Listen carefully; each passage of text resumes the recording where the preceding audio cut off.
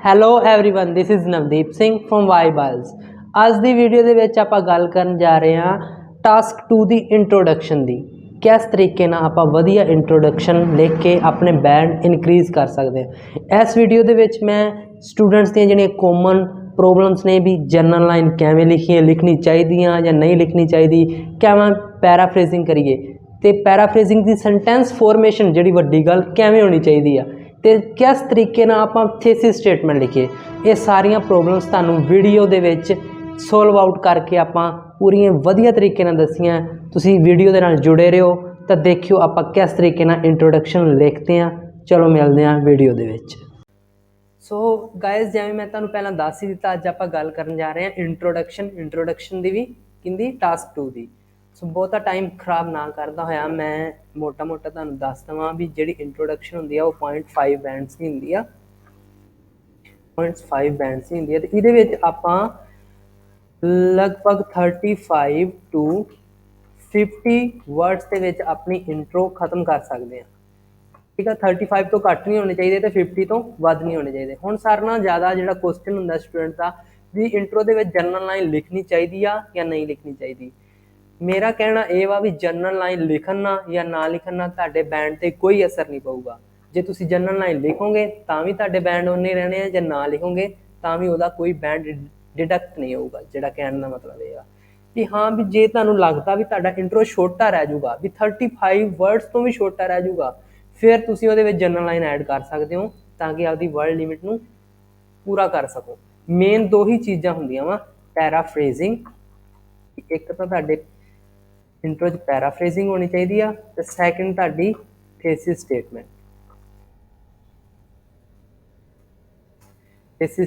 होनी चाहिए। ये बस दो चीज़ां ही तुहाडे इंट्रो नूं स्ट्रक्चर दिंदियां, एक प्रॉपर स्ट्रक्चर।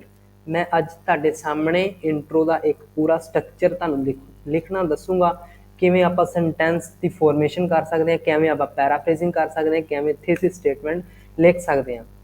तो ये जिहड़ियां चीज़ां होणगियां ये सारियां हट के होणगियां भी ये रट्टियां रटाइयां कोई नहीं होणगियां भी किसी टैंपलेट तो चक लियां या किसी तो चक लियां। तो वीडियो नाल जुड़े रहो, आपां करते हैं। आपां अज 2 सैंपल तुहानूं लिख के दिखाऊंगा भी किस तरीके नाल किहड़े वर्ड नूं आपां की लिख सकते हैं, उहदे सिनोनिम्स की हो सकते हैं या किहड़े तरीके नाल आपां एक लाइन नूं लिख सकते हैं। चलो आपां देखते हैं। मान लो अपने कोल सारे नाल पहलां टॉपिक आ गया टू वट एक्सटेंट वाला, the best way to improve health is to do regular exercise. To what extent do you agree or disagree? भी ਹੈਲਥ ਨੂੰ ਇੰਪਰੂਵ ਕਰਨ ਦਾ ਸਾਰਿਆਂ ਨਾਲੋਂ ਵਧੀਆ ਤਰੀਕਾ ਕੀ ਹੈ? ਐਕਸਰਸਾਈਜ਼। ਤੁਸੀਂ ਇਸ ਗੱਲ ਨਾਲ ਕਿਸ ਹੱਦ ਤੱਕ ਰਾਜੀ ਹੋ ਜਾਂ ਤੁਸੀਂ ਨਹੀਂ ਰਾਜੀ? ਆਪਣਾ ਟੌਪਿਕ ਇਹ ਵਾ। ਦੇਖੋ ਮੈਂ ਤਾਂ ਕਦੇ ਵੀ ਜਨਰਲ ਲਾਈਨ ਨਹੀਂ ਲਿਖੀ ਤੇ ਹੁਣ ਮੈਂ ਇੱਥੇ ਸੈਂਪਲ ਦੇ ਵਿੱਚ ਵੀ ਬਿਨਾਂ ਜਨਰਲ ਲਾਈਨ ਹੀ ਤੁਹਾਨੂੰ ਲਿਖ ਕੇ ਦਿਖਾਊਂਗਾ। ਠੀਕ ਹੈ ਜੀ। ਦੇਖੋ ਸਾਰਿਆਂ ਨਾਲ ਪਹਿਲਾਂ ਆ ਗਿਆ थोड़ा जा ना प्लैनिंग कर लिया करो सारे नाल पहलां भी किस तरीके नाल तुसीं किहड़ी चीज़ लिखोगे। पहलां लिखना ना शुरू कर दिया करो। द बेस्ट वे नूं मैं की लिखूँगा, इंप्रूव नूं की लिखूँगा, हैल्थ नूं, रैगूलर एक्सरसाइज नूं, ते आपदी थेसिस स्टेटमेंट दे विच मैं की लिखूँगा। ओके चलो आपां चलदे हां। देखो मैं पहलां लिखण लगा, इहदी पैराफ्रेजिंग करन लगा। The best way to, the best way नूं आपां की लिख सकदे हां? कई कहणगे भी द मोस्ट इंपोर्टेंट वे, ਐਵੇਂ ਦੇ ਤੁਸੀਂ वर्ड दसोगे। ठीक है, मैं ਤੁਹਾਨੂੰ एक सीधा ਜਿਹਾ सिंपल ਤੇ ਵਧੀਆ ਤਰੀਕੇ ਨਾਲ ਤੁਹਾਨੂੰ सैंपल ਲੈ ਕੇ ਦਿਖਾਉਣਾ। मैं बेस्ट ਨੂੰ लिखण लगा द इफेक्टिव। एक मिनट ਆਪਾਂ कलर चेंज कर लिए। द इफेक्टिव बेस्ट ਨੂੰ मैं लिखता द इफेक्टिव। वे ਨੂੰ ਆਪਾਂ ਕੀ ਲਿਖ ਸਕਦੇ? वे ਨੂੰ ਲਿਖ ਦਿੰਦੇ ਆਪਾਂ मैथड, द बेस्ट मैथड। ठीक है जी। द बेस्ट वे नूं आपां लिखता द इफेक्टिव मैथड। ठीक है, हुण अगे की लिखा to improve health is to do regular exercise. हुण कई बारी ये नहीं हुंदा भी हर एक वर्ड की ही तुसीं पैराफ्रेजिंग करो, हर एक वर्ड का ही तुसीं सिनोनिम्स लभो। एक वर्ड की तुसीं फॉर्म चेंज कर दोगे ना, वो भी एक हिसाब का तुहाडा एक वोकैब दे विच ही आउंदा, सिनोनिम्स दे विच ही आउंदा भी तुसीं एक वर्ड नूं किन्ने तरीके नाल लिख सकदे हो। जिवें मैं तुहानूं लिख के दिखाउणा the effective method in improve मैं की लिखता इंप्रूविंग। एंड हुण जिहड़ा मैं वर्ड ऐड कर लगा डेवलपिंग। ठीक है, ਹੈਲਥ ਨੂੰ ਹੈਲਥ ਹੀ ਰਹਿਣ ਦਿਓ, ਹਰ ਚੀਜ਼ ਦਾ ਸਿਨੋਨਿਮ ਨਹੀਂ ਲੱਭਣਾ। Effective method in improving and developing health, ਕਿਹੜਾ ਵਾ ਮੈਥਡ? ਉਹਨਾਂ ਨੇ ਕੀ ਲਿਖਿਆ? Regular exercise. ਆਪਾਂ ਇਜ਼ ਟੂ ਡੂ ਨੂੰ ਹੋਰ ਕੀ ਲਿਖ ਸਕਦੇ ਹਾਂ? ਮੈਂ ਲਿਖ ਸਕਦਾ ਵੀ ਮੈਂ ਕੰਸੀਡਰ ਕਰਦਾ ਵਾਂ, ਕੰਸੀਡਰ ਇਜ਼ ਕੰਸੀਡਰਡ, ਕੰਸੀਡਰਡ। ਜੇ ਕੋਈ ਸਪੈਲਿੰਗ ਮਿਸਟੇਕ ਹੋ ਜਾਏ ਤਾਂ ਸੋਰੀ ਆ ਪਹਿਲਾਂ ਹੀ, ਕਿਉਂਕਿ ਮੈਂ ਲਾਈਵ ਹੀ ਲਿਖੀ ਇਹਨਾਂ ਕੋਈ ਤਿਆਰ ਕਰਕੇ ਨਾ। Is considered to be regular exercise ਨੂੰ, ਰੈਗੂਲਰ ਨੂੰ ਆਪਾਂ ਚੇਂਜ ਕਰ ਸਕਦੇ। ਰੈਗੂਲਰ ਮਤਲਬ ਜੋ ਕੰਮ ਰੋਜ਼ ਕਰਦੇ ਆ, ਰੋਜ਼ ਨੂੰ ਆਪਾਂ ਡੇਲੀ ਵੀ ਲਿਖਦੇ। Is daily exercise, exercise, that's it. ਬਸ ਪੈਰਾਫਰੇਜ਼ਿੰਗ ਹੋ ਗਈ। ਲਾਈਨ ਦਾ ਮਤਲਬ ਸੇਮ ਨਿਕਲਦਾ ਪਿਆ। ਦ ਬੈਸਟ ਵੇ ਨੂੰ ਇਫੈਕਟਿਵ ਮੈਥਡ ਲਿਖਤਾ, ਇੰਪਰੂਵ ਨੂੰ ਇੰਪਰੂਵਿੰਗ ਐਂਡ ਡਿਵੈਲਪਿੰਗ ਵਿੱਚ ਐਡ ਕਰਤਾ, ਹੈਲਥ ਦਾ ਹੈਲਥ ਉਹਨਾਂ ਨੇ ਲਿਖਿਆ ਕੀ ਆ? Regular exercise. ਮੈਂ ਕਰਤਾ is considered to be daily exercise, that's it. ਇੰਨਾ ਹੀ ਹੁੰਦਾ ਵਾ ਆਪਣੀ ਪੈਰਾਫਰੇਜ਼ਿੰਗ ਦੇ ਵਿੱਚ। ਇਸ ਤਰੀਕੇ ਨਾਲ ਤੁਸੀਂ ਹੋਰ ਤੁਸੀਂ ਕੀ ਲਿਖ ਸਕਦੇ ਹੋ? ਹੋਰ ਤੁਸੀਂ ਇਹਨੂੰ ਐਵੇਂ ਵੀ ਲਿਖ ਸਕਦੇ ਹੋ, ਜੇ ਮੈਂ ਤੁਹਾਨੂੰ ਆਹੀ ਕਹਾਂ ਵੀ ਐਕਟਿਵ ਤੋਂ ਪੈਸਿਵ ਵੀ ਬਣਾ ਸਕਦੇ ਆ ਪੈਰਾਫਰੇਜ਼ਿੰਗ ਨੂੰ। ਜਿਵੇਂ ਮੈਂ ਲਿਖ ਕੇ ਦਿਖਾਉਣਾ, daily exercise has been considered as a significant factor to to improve या to maintain a good health। ये दोनों ही अपनिया पैराफ्रेजिंग जमा सही ने, तुसी कुछ भी लिख सकते हो था। समझ लगी? Daily exercise has been considered as a significant factor to maintain a good health, या effective method in improving developing health is to be daily exercise। समझ लगी भी इस तरीके ਨਾਲ ਆਪਾਂ ਪੈਰਾਫਰੇਜ਼ਿੰਗ ਕਰ ਸਕਦੇ ਹਾਂ। ਹੁਣ ਮੈਂ ਤੁਹਾਨੂੰ ਦੋ ਤਰੀਕੇ ਨਾਲ ਪੈਰਾਫਰੇਜ਼ਿੰਗ ਕਰਨੀ ਦੱਸਤੀ ਆ, ਜਿਹੜੀ ਵੀ ਤੁਹਾਨੂੰ ਸਹੀ ਲੱਗੇ। ਆ ਜਿਹੜਾ ਹੈਗਾ ਨਾ, has been considered as a significant factor, ਇਹ ਸਾਰਾ ਦਾ ਸਾਰਾ ਇੱਕ ਹਿਸਾਬ ਦਾ ਇੱਕ ਸਟਰਕਚਰ ਹੀ ਆ। ਇਹਨੂੰ ਤੁਸੀਂ ਕਿਤੇ ਵੀ ਫਿੱਟ ਕਰ ਸਕਦੇ ਹੋ। ਮੰਨ ਲਓ ਪੋਲਿਊਸ਼ਨ ਤੇ ਕੋਈ ਆ ਜੇ, plantation has been considered as a significant factor to reduce the pollution level, कुछ भी कह सकते हो। ठीक है। strict rules has been considered as a significant factor to mitigate the traffic problems, मतलब has been considered as a significant factor ਐਵੇਂ ਦਾ ਐਵੇਂ ਤੁਸੀਂ ਕਿਤੇ ਵੀ यूज कर सकते हो, मैं ਇੱਥੇ यूज कर लिया। ओके, ਇਹ हो गई सी अपनी पैराफ्रेजिंग। ਹੁਣ दूसरी की रह गई अपनी thesis statement। Number 2 thesis statement। thesis statement ਦੇ ਵਿੱਚ ਜਿਵੇਂ ਕਿ ਆਪਾਂ ਵੇਖਦੇ ਹੀ ਆ ਸਟੂਡੈਂਟ ਕੀ ਕਰਦੇ ਆ, ਐਵੇਂ ਸ਼ੁਰੂ ਕਰਦੇ ਆ, this essay will explain, ਜਾਂ ਕੁਛ ਵੀ ਦੀ ਥਾਂ ਤੇ यूज कर देंगे this ਵੀ इस तरीके नाल आही चीज़ लिखते। हर एक स्टूडेंट जिन्ने भी उत्ते पेपर ने लगभग 80% स्टूडेंट आ लाइन लिख के ही आते हैं कि थेसिस लाइन आ गई, ये इत्थों ही शुरू होनी है। ये किसी ने कहा थोड़ी है भी आ लैन थेसिस लैन इत्थों ही शुरू होनी है, किसी ने नहीं कहा। ये तुसीं रट्टिया होया वा। उत्थे जिहड़े बैठे आ बहुत एक्सपीरियंस आ उन्होंने तो पता ही है भी आ बच्चे ने आ लाइन लिखी है तो रट के आया, इन्हें टैंपलेट रट्टिया होया कोई ना कोई। सो कदे भी मैं तुहानूं कहना वा भी तुसीं आ लाइन छड्ड दो, हुण ये पुराना हो गया ट्रेंड, आपदे अकॉर्डिंग चलो। उन्हें क्वेश्चन की पूछा, to what extent do you agree और डिसएग्री, तुहाडा ओपीनियन पूछा उन्हें भी तुसीं किस हद तक राजी हो या नहीं राजी, आपदा ओपीनियन दसो ना फिर। ठीक है। हुण जे मैं लिखनी होवे भी मैं इस हद तक राजी हाँ नहीं राजी, सीधा शुरू करो, according to my opinion I am largely agree, I am more at inclined side। जरूरी थोड़ी है तुसीं एवें लिखना वा दिस ऐसे विल एक्सप्लेन भी मैं एग्री हाँ या नहीं एग्री। वो लाइन तुसीं अज तो बाद लिखनी छड्ड दो। थेसिस स्टेटमेंट दे विच तुहाडा ओपीनियन पूछा, आपदा ओपीनियन सीधा डायरैक्ट शुरू करो। ठीक। हुण थेसिस स्टेटमेंट दे विच जिवें कि मैं लिखण लगा, मान लो मैं लिखण लगा भी हाँ भी ठीक आ भी एक्सरसाइज जरूरी आ, पर इहदे नाल नाल ਵੀ ਪ੍ਰੋਪਰ ਡਾਈਟ ਵੀ ਹੋਣੀ ਚਾਹੀਦੀ ਹੈ ਬੰਦੇ ਦੀ, ਉਹ ਵੀ ਇੱਕ ਨੈਸੈਸਿਟੀ ਪੁਆਇੰਟ ਆ, ਇੱਕ ਇੰਪੋਰਟੈਂਟ ਪੁਆਇੰਟ ਆ, ਇੱਕ ਕ੍ਰੂਸ਼ੀਅਲ ਪੁਆਇੰਟ ਆ ਵੀ ਉਹ ਵੀ ਇੱਕ ਗੁੱਡ ਹੈਲਥ ਵਾਸਤੇ ਇੱਕ ਇੰਪੋਰਟੈਂਟ ਪੁਆਇੰਟ ਆ। ਓਕੇ, ਹੁਣ ਮੈਂ ਇਹਨੂੰ ਕਿਵੇਂ ਲਿਖੂੰਗਾ ਥੀਸਿਸ ਸਟੇਟਮੈਂਟ ਦੇ ਵਿੱਚ, ਮੈਂ ਕੋਈ ਦੇ ਤੋਂ ਕਰੂੰਗਾ ਨਹੀਂ ਕੋਈ ਵੀ ਦਿਸ ਐਸੇ ਐਕਸਪਲੇਨ ਜਾਂ ਅਗਲੇ ਪੈਰਾਗ੍ਰਾਫਸ में ਦੱਸਣ ਲੱਗਾ, ਮੈਂ ਸਿੱਧੀ ਸਿੱਧੀ ਲਿਖਣ ਜਾ ਰਿਹਾ ਐਗਜ਼ਾਮੀਨਰ ਨੂੰ ਵੀ ਮੈਂ ਤਾਂ ਇਸ ਗੱਲ ਨਾਲ ਇਸ ਤਰੀਕੇ ਨਾਲ ਰਾਜੀ ਹਾਂ ਤੇ ਇਸ ਤਰੀਕੇ ਨਾਲ ਨਹੀਂ ਰਾਜੀ। ਜਦੋਂ ਤੁਸੀਂ ਇਹ ਲਿਖਣਾ ਨਾ ਵੀ ਹਾਂ ਵੀ ਆਹ ਚੀਜ਼ ਇਸ ਹੱਦ ਤੱਕ ਠੀਕ ਆ, ਪਰ ਇੱਕ ਹੋਰ ਚੀਜ਼ ਵੀ ਹੈਗੀ ਆ, ਮਤਲਬ ਇੱਕ ਉਹਦਾ ਪੋਜ਼ਿਟਿਵ ਵੀ ਆ, ਉਹਦੇ ਨਾਲ ਨਾਲ ਇੱਕ ਹੋਰ ਚੀਜ਼ ਵੀ ਹੈਗੀ ਆ ਜਿਹੜਾ ਉਹਦੇ ਤੇ ਉਹਦਾ ਵੀ ਜ਼ਿਆਦਾ ਇਫੈਕਟ ਪੈਂਦਾ, ਉਹਦਾ ਮੈਂ ਤੁਹਾਨੂੰ ਲਿਖ ਕੇ ਦਿਖਾਉਣ ਲੱਗਾ ਵੀ ਜਿਵੇਂ ਕਿ ਮੈਂ ਦੱਸਣ ਲੱਗਾ ਵੀ ਹਾਂ ਹੈਲਥ ਤਾਂ ਹੈਗੀ ਆ, ਮਤਲਬ ਐਕਸਰਸਾਈਜ਼ ਤਾਂ ਹੈਗੀ ਉਹਦੇ ਨਾਲ ਡਾਈਟ ਵੀ ਆ, ਉਹਨੂੰ ਆਪਾਂ ਕਿਵੇਂ ਲਿਖ ਸਕਦੇ ਹਾਂ ਵਾਈਲ ਤੋਂ ਸ਼ੁਰੂ ਹੁੰਦਾ ਉਹ ਸੈਂਟੈਂਸ, ਵਾਈਲ ਕਹਿੰਦੇ ਆ, while I agree that exercise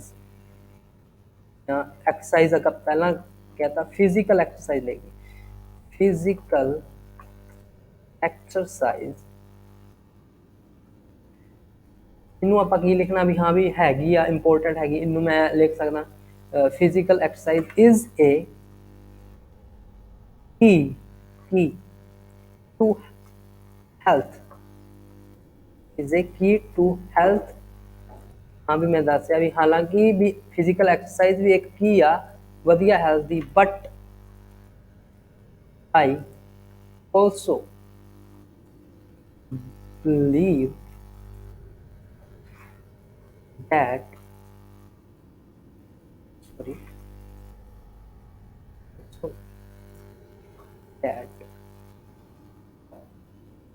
also believe that diet is important.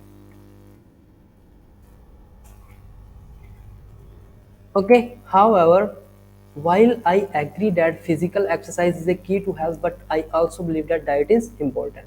हालांकि मैं मानना फिजिकल एक्सरसाइज हेल्थ ਦੀ ਇੱਕ ਕੀ ਆ ਚਾਬੀ ਆ, ਵਧੀਆ ਹੈਲਥ ਦੀ ਤਾਲੇ ਦੀ ਚਾਬੀ ਕੀ ਆ ਫਿਜ਼ੀਕਲ ਐਕਸਰਸਾਈਜ਼, ਪਰ ਮੈਂ ਇਹ ਵੀ ਸੋਚਦਾ ਵਾਂ ਵੀ ਡਾਈਟ ਦੀ ਵੀ ਓਨੀ ਹੀ ਇੰਪੋਰਟੈਂਸ ਆ।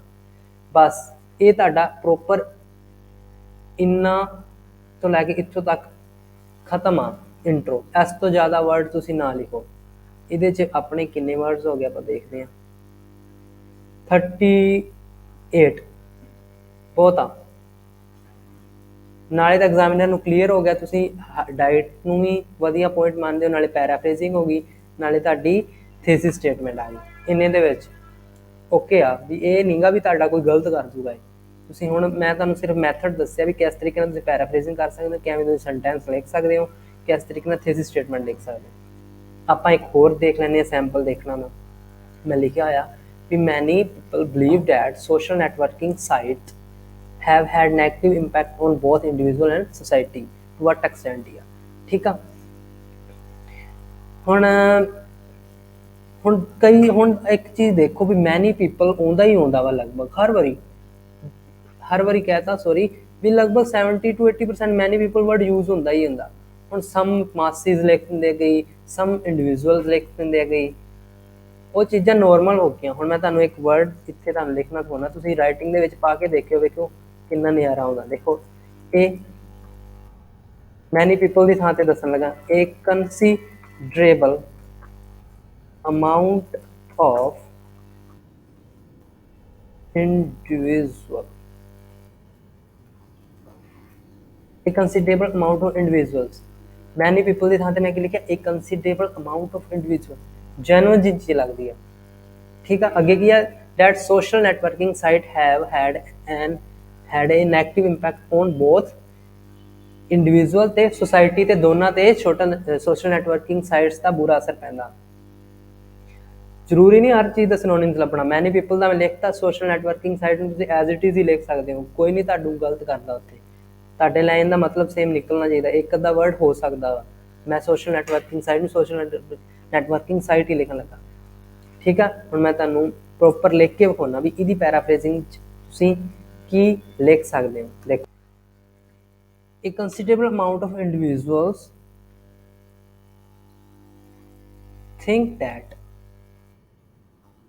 ਬਲੀਵ ਨੂੰ ਕੀ ਲਿਖਤਾ, think that social networking site ਨੂੰ ਮੈਂ ਸੋਸ਼ਲ ਨੈਟਵਰਕਿੰਗ ਸਾਈਟ ਹੀ ਲਿਖਣ ਲੱਗਾ, ਕੋਈ ਦੇ ਤੇ ਬੈਂਡ ਦਾ ਅਸਰ ਨਹੀਂ ਪੈਣਾ ਜੇ ਤੁਸੀਂ ਇੱਕ ਅੱਧਾ ਵਰਡ ਨਾ ਲਿਖੋਗੇ। ਇੰਨਾ ਸੋਚਿਆ ਨਾ ਕਰੋ, ਜੇ ਕੋਈ ਨਹੀਂ ਹੁੰਦਾ ਤਾਂ ਲਿਖ ਸਕਦੇ ਹੋ, ਇੰਨਾ ਕੋਈ ਦਿੱਕਤ ਨਹੀਂ ਹੁੰਦੀ। Think that social networking sites, sites ਨੂੰ ਮੈਂ ਲਿਖ ਦੇਣਾ ਪਲੇਟਫਾਰਮਸ, ਚਲੋ ਬਸ ਆਪਾਂ ਚੇਂਜ ਕਰਤਾ ਹੈ ਪਲੇਟਫਾਰਮਸ, ਠੀਕ ਆ। have had a negative impact on both individuals and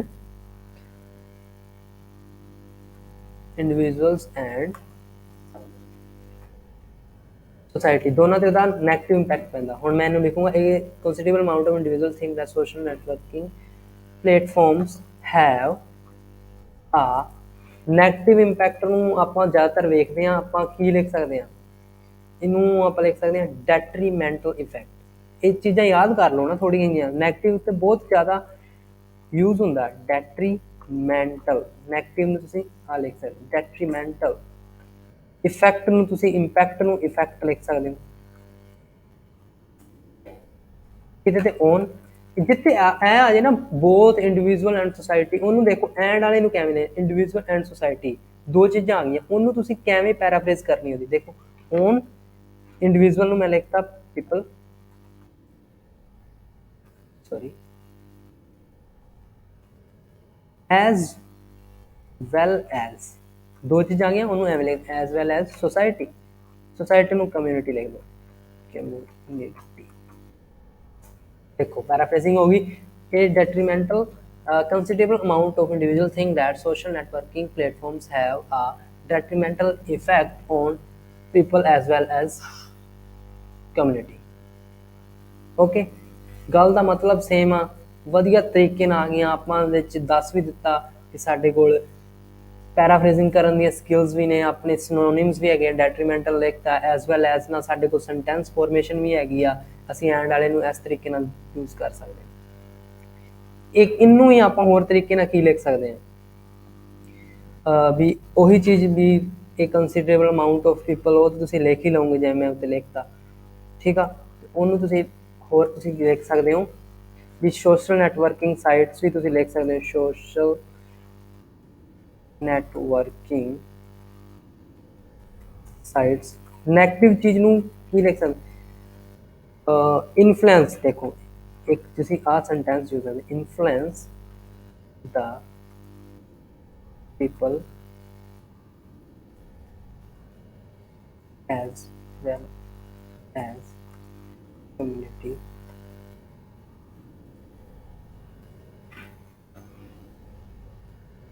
in a negative way।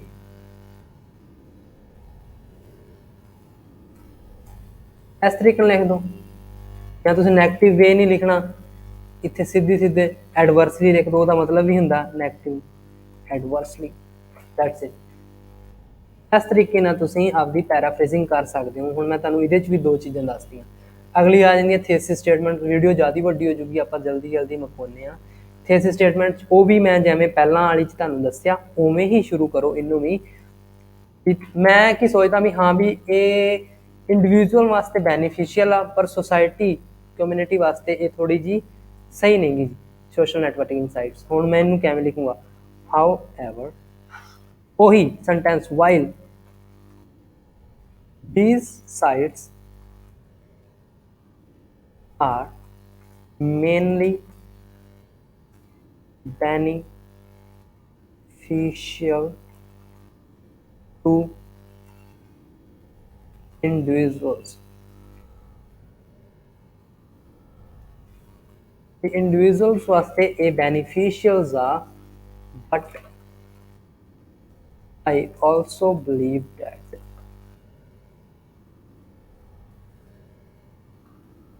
Sorry मैं थोड़ा जल्दी स्पेलिंग मिस्टेक करी है ना, but I also believe that negative impact ਨੂੰ ਆਪਾਂ ਹੋਰ ਕੀ ਲਿਖ ਸਕਦੇ, डैमेजिंग इफेक्ट, ठीक है। But I also believe that दे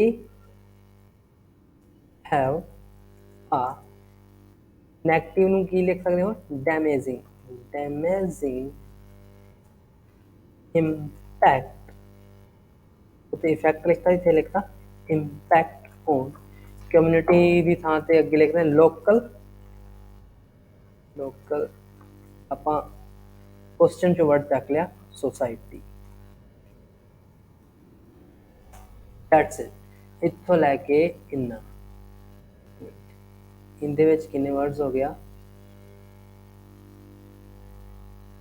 20 इहदे च हो गए वर्ड ते 23 इहदे च हो गए 43 वर्ड्स का इंट्रो बन गया जमा। इहदे च कोई कमी नहीं, सारा कुछ आपां एग्जामिनर नूं क्लीयर करता भी इंडिविजुअल वास्ते बेनीफिशियल आ, लोकल सोसाइटी वास्ते दे डैमेजिंग इफैक्ट ने जिहड़े मैं अगे दसूँगा।